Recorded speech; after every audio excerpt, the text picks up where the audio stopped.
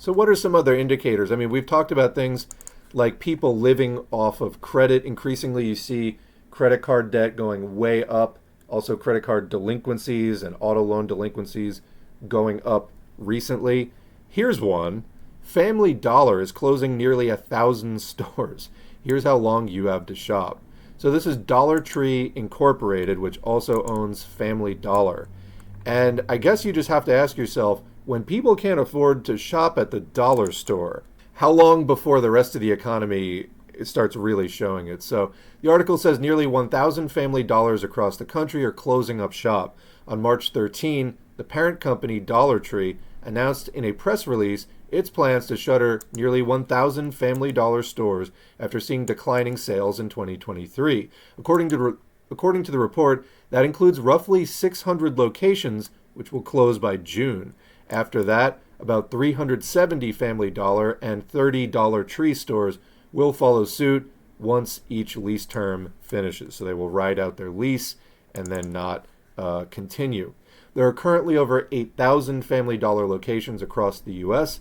Dollar Tree Inc., which owns Family Dollar, has not yet released an official list of stores that would be impacted, but a spokesperson told ABC, quote, "Family Dollar and Dollar Tree stores are important to thousands of communities across the country. We owe it to those we serve to position all of the stores for success and meet the expectations of our valued customers and associates," unquote. So it didn't really say anything.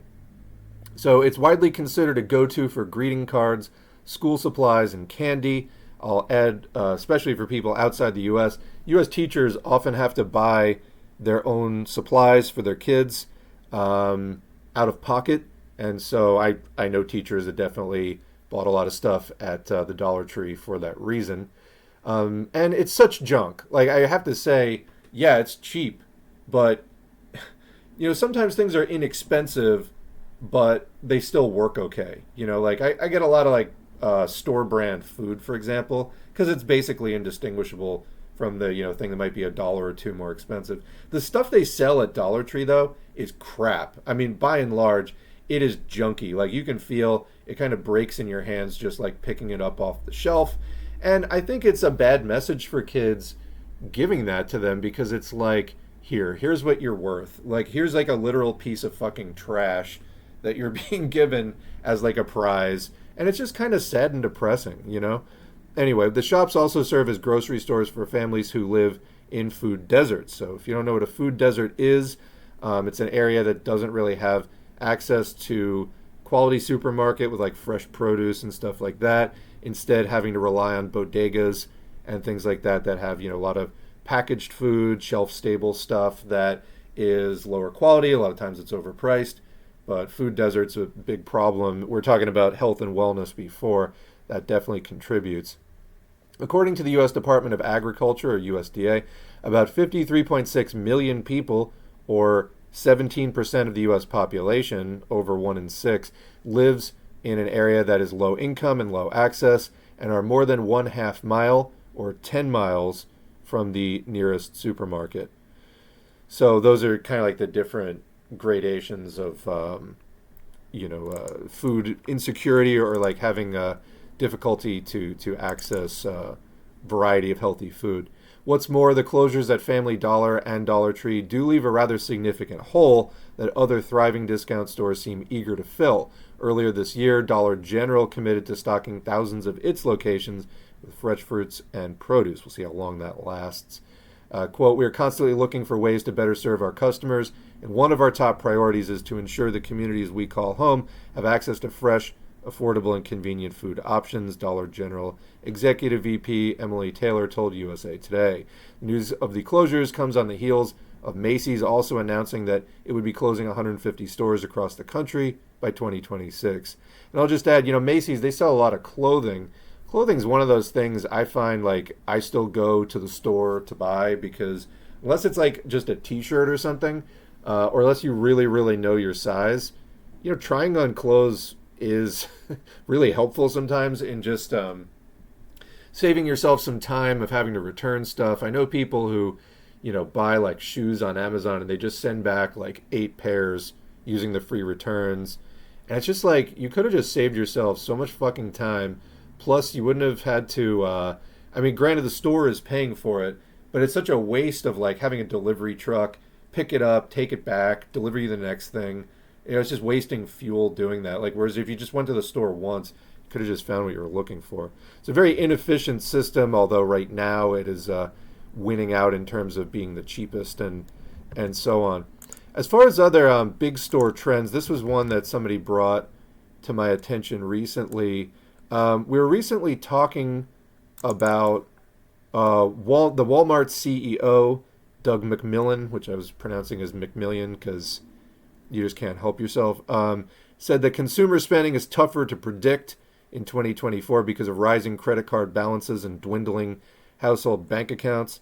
So Walmart already has its eye, and has had its eye for a little while, on the fact that, the average U.S. consumer is not doing as well. So one of the things that some Walmarts are doing is they have those self-checkouts, which you see everywhere now, or practically everywhere. They certain stores, which they make a point in this article of saying that this is like up to individual stores, at least that's the official public line, that Walmarts may require customers to use an app and a subscription to sign in to use the self-checkout. Now, I think at a certain point, like, people would rather have somebody else ring up their stuff, especially if you have like a full cart of food, like you're doing like a whole week's shopping trip.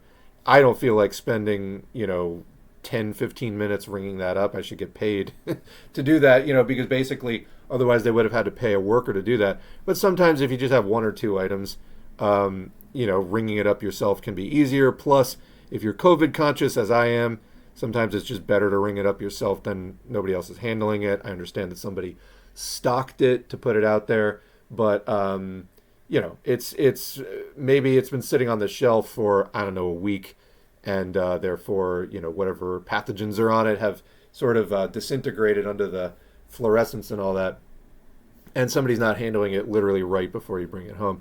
But what was one of the reasons why?